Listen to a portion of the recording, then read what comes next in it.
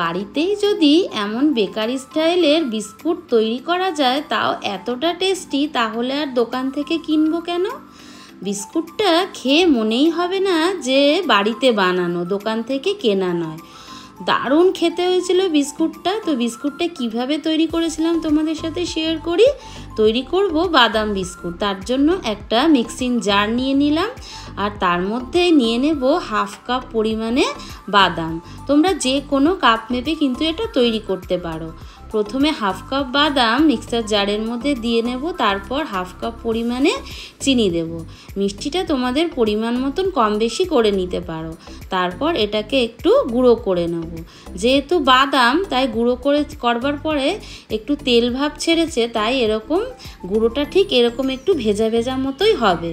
গুঁড়োটা একটা জায়গায় ঢেলে নিয়ে তারপর একটা চালুনির মধ্যে 1 কাপ ময়দা নিয়ে নেব। যেহেতু 1/2 কাপ বাদাম নিয়েছিলাম, তাই 1 কাপ ময়দা নিতে হবে।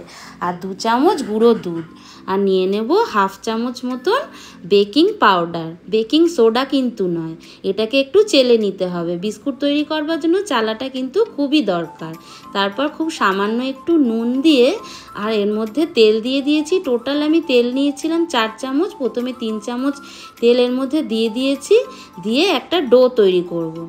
ডোটার মধ্যে কিন্তু কোনো রকম জল ব্যবহার করব না, তেল দিয়ে দিয়ে ডোটা তৈরি করব।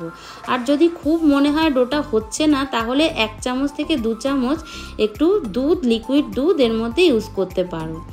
তো আমার এখানে টোটাল 4 চামচ তেল নিয়েছি, তার মধ্যে থেকে কিছুটা তেল এখনো পর্যন্ত বেঁচে রয়েছে। এইভাবে করে খুব সুন্দর একটা ডো তৈরি করে নিয়েছি।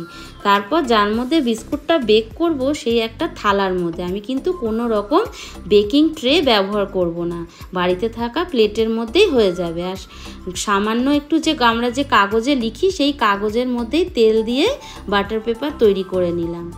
এবার যে আমি বাদাম বিস্কুট বানাবো, তার জন্য একটু আমার বাদাম লাগবে, তাই একটু বাদামটা হামল দিস্তে একটু জাস্ট গুঁড়ো করে নেবো হালকা, সেটাকেই ঢেলে নেব। আর 2 চামচ মতন দিয়ে দেবো সাদা তিল।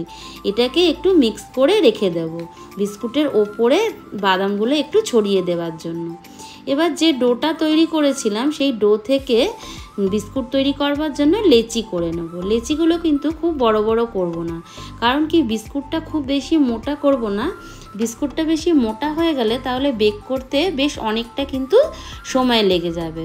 তো ডো থেকে এরকম কিছুটা পোর্শন নেওয়ার পর হাতের তালুর সাহায্যে গোল করে নিয়ে বাদামের আর তিলের মধ্যে এইভাবে একটু ড্যাপ করে নিতে হবে, নিয়ে একটু শেপ দিয়ে নেব। আমি এখানে স্কোয়ার শেপ করছি, তোমরা চাইলে গোলভাবেও তৈরি করতে পারো বা ওভাল করতে পারো, যেমন তোমাদের সুবিধে সেইভাবে কিন্তু তৈরি করে নিতে পারো বিস্কুটগুলো। তো আরও একটা তৈরি করে দেখাচ্ছি, খুবই সোজা তৈরি করা। তোমরা যেমন মর্জি শেপ করতে পারো বা সিম্পল গোল রেখেও কিন্তু বিস্কুটটা তৈরি করে নেওয়া যায়। ভীষণ টেস্টি হয় খেতে। দোকান থেকে কেনার চাইতে আমার মনে হয় বাড়িতে এইভাবে বানানোই ভালো। তো 1 কাপ আর ময়দা দিয়ে আমার কিন্তু 12টা মতো বিস্কুট তৈরি হয়েছিল।